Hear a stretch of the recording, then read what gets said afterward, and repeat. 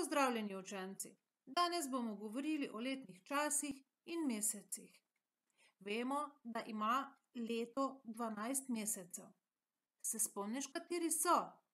Januar, februar, marec, april, maj, junij, julij, avgust, september, oktober, november, december. In v 12 mesecih se menjajo letni časi. Se spomnimo letnih časov? No, pa si jih poglejmo. To so zima, pomlad, poletje, jesen. In kateri meseci so v katerem letnem času? Najprej si poglejmo zimo. December, januar, februar. Za zimo sledi pomlad. Marec, april, maj. Za pomladjo pride poletje.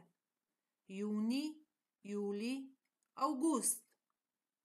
In četrti letni čas, jesen, ki traja september, oktober, november.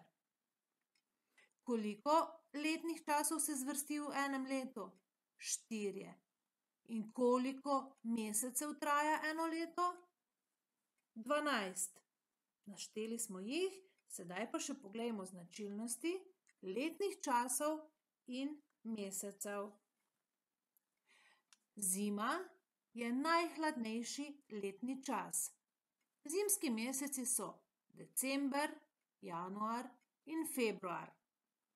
Zimi sledi pomlad, ki je v mesecih marec, april, maj in za katero pravimo, da prebudi naravo.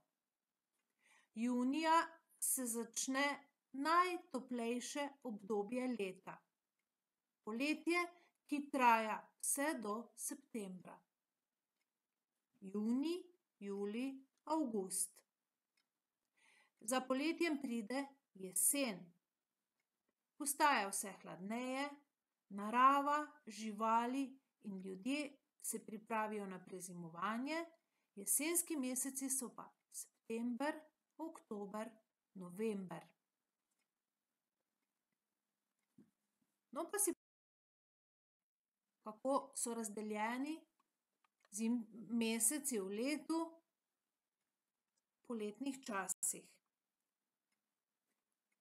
Zima, pomlad, poletje, jesen.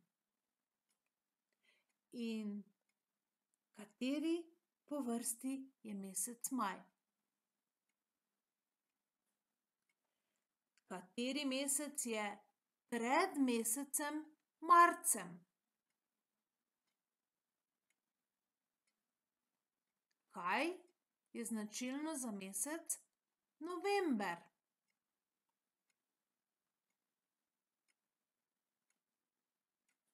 Dobro si poglej, kako je leto razdeljeno po mesecih, katere so značilnosti mesecev.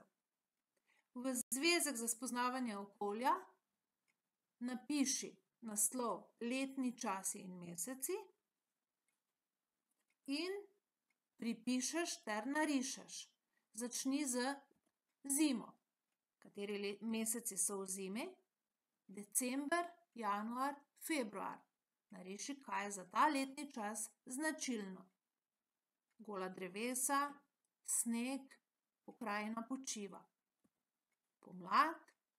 Kateri meseci so v tem letnem času? Marec, april, maj. Tukaj so značilni prvi znanilci, žafran, zvončki, trobentice. Majsko drevo. Poletje. Junij, julij, avgust.